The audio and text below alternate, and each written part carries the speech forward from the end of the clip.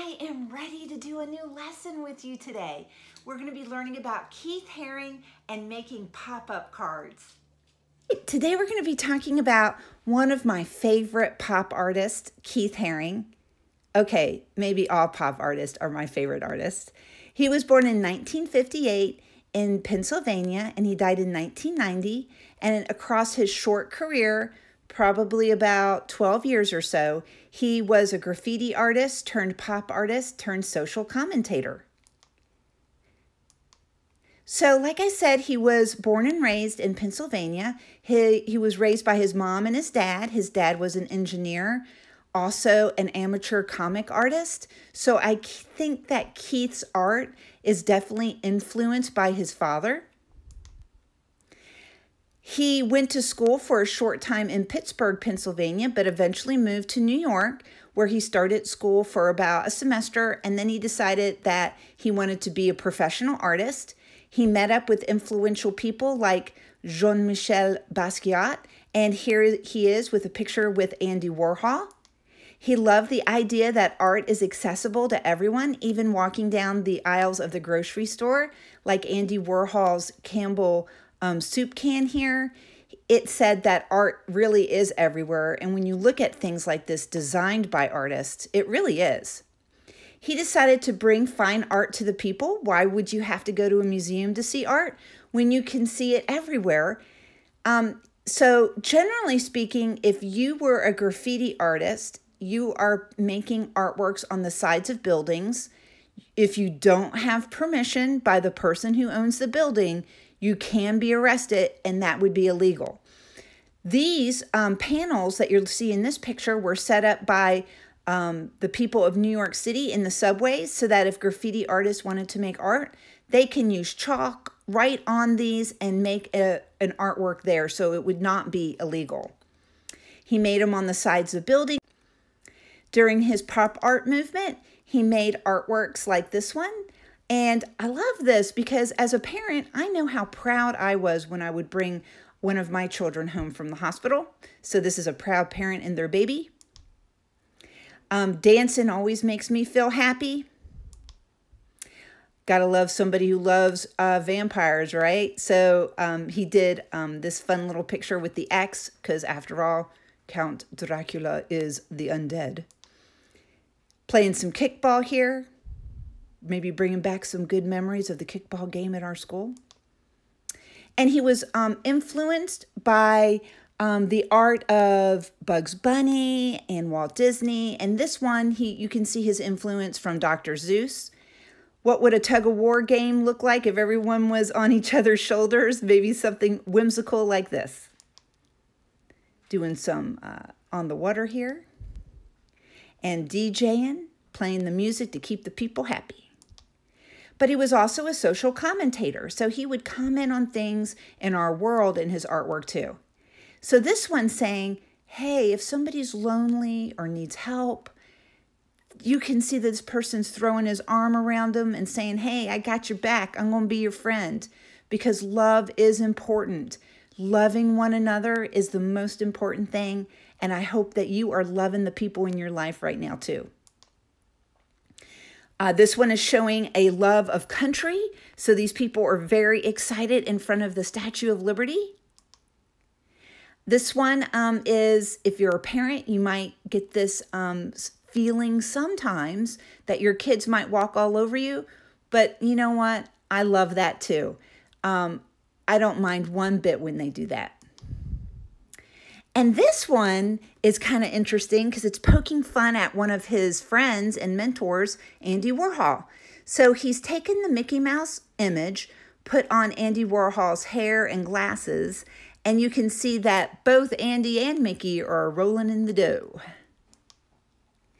And this one is, you know, it takes happy people to make the world go round, and I think that these people are definitely doing a great job at that. And then lastly, the icon. So if you go online and go shopping for Keith Haring merchandise, you can certainly find it. His happy pictures are definitely found all over the internet, and you can get things like water bottles, t-shirts, buttons, or posters with it on. And then one last little note, his influence has reached many artists, including the one we talked about earlier this week, Takashi Murakami. You can see how Keith Haring's artwork maybe influenced Murakami's artwork in these two pictures. Things that you're going to need for this project will include a pen or pencil, you'll need scissors, you'll need glue, and you will need 3 sheets of paper for this. And as well as some markers or something else to color them with, that would be perfect. All right, the first thing that we're gonna need to do is we need to fold a piece of paper in half.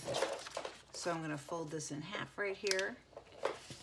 So I folded this paper in half, and now I'm gonna just cut it down the middle, like so.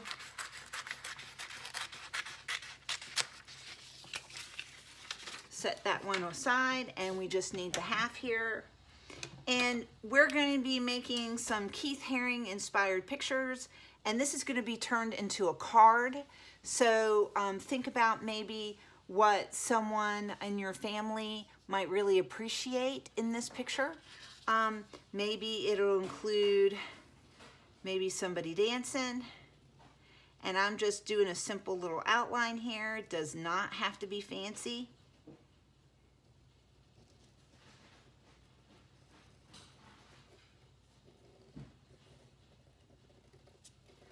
If you're having a hard time making people outlines like gingerbread men, you might want to start off with just a pencil, and you can start off with a stick person.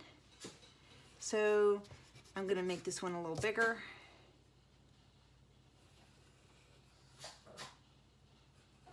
So I'm going to have the line, and then maybe they'll be jumping up in the air. And then all you have to do is go and make an outline around it.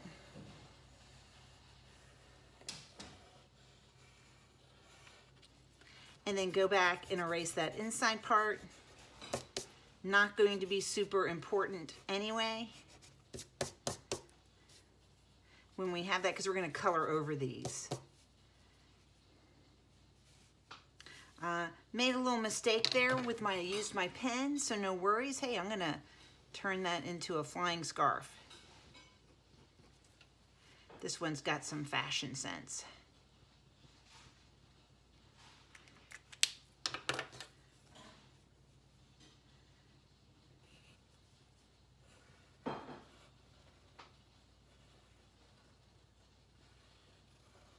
This one's doing a really good boogie. Woo.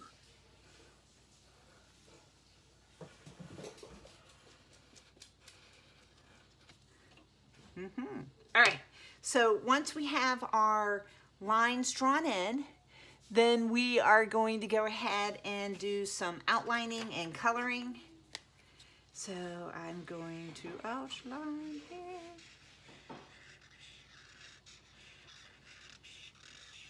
With a marker.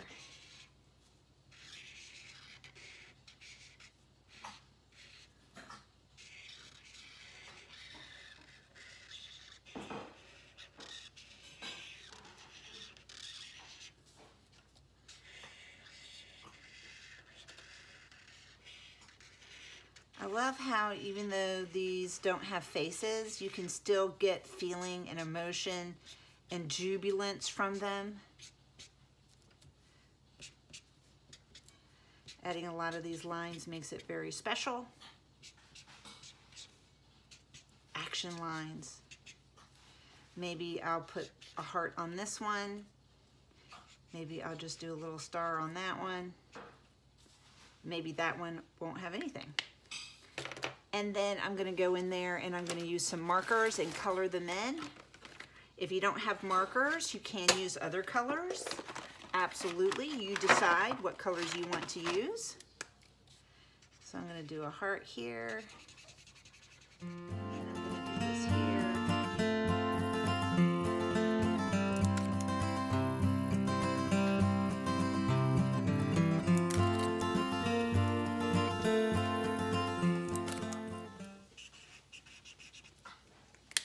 And then we will need to have a little bit of ground down here at the bottom.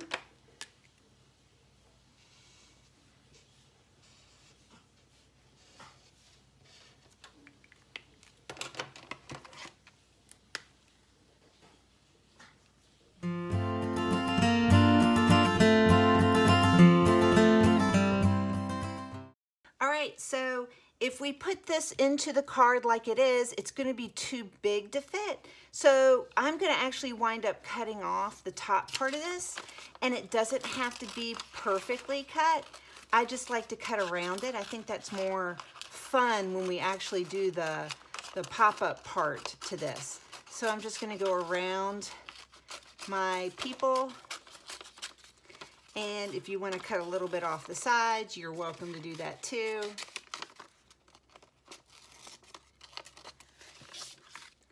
And now we're ready to work on the rest of the card.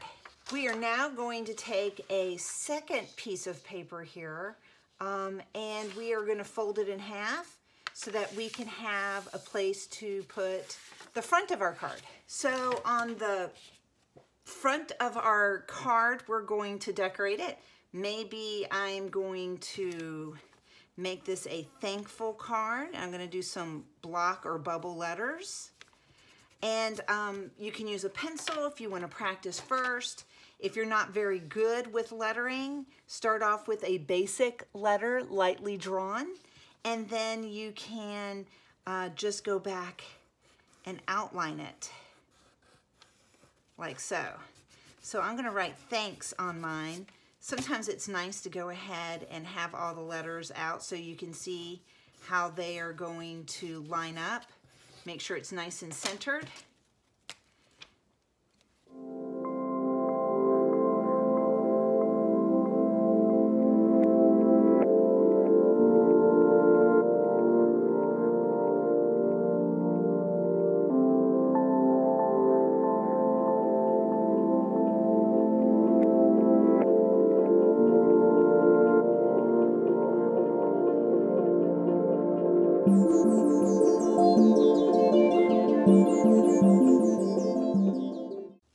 All right, now we're going to take another piece of paper and we're going to take that and fold it in half, and right along the crease here, about 2 or 3 fingers in from both sides, we're simply going to make a cut that would be here and approximately here.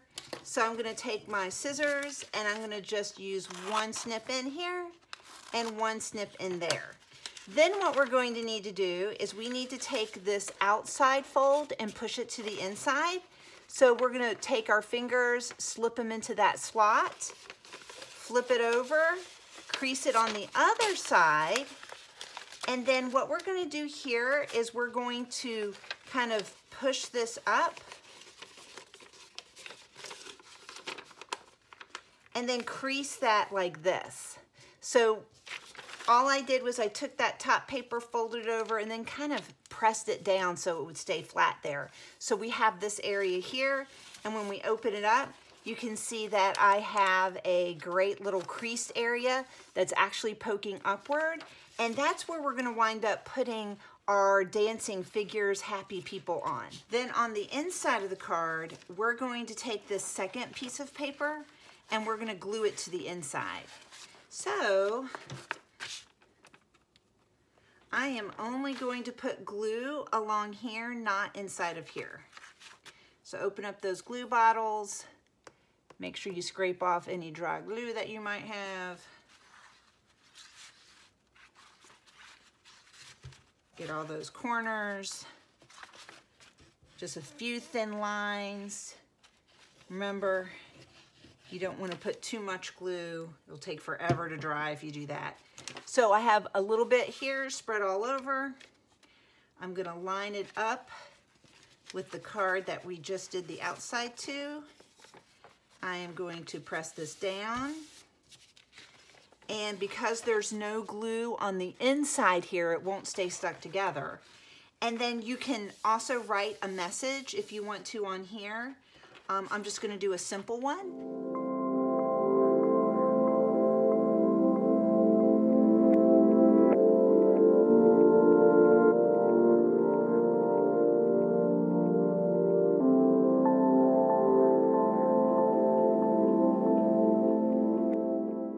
All right, so what I'm going to do next is I'm going to put some glue right here.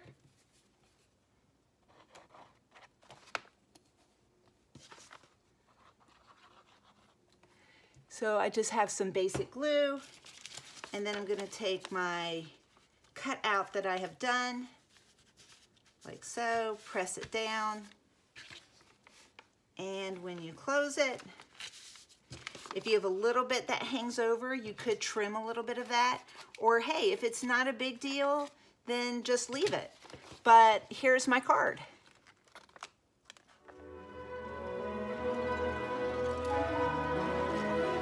And you can see definitely the pop-up. I hope you enjoyed that lesson as much as I enjoyed teaching it to you. It is definitely a fun one and a great gift to share with others. So today we have a super silly joke of the day, but it's actually a riddle. So here's my riddle. What has 4 eyes but can't see? We have 2 answers. The first answer is a potato. All those annoying little dots on potatoes that have roots that grow out of them, they're actually the eyes of the potato. Or Mississippi, the state. The word itself has 4 eyes in it, but it can't see because it's a state. All right, I can't wait for tomorrow's lesson with you. Remember to always be kind, love on your family, do something nice for someone today, and keep on making great art.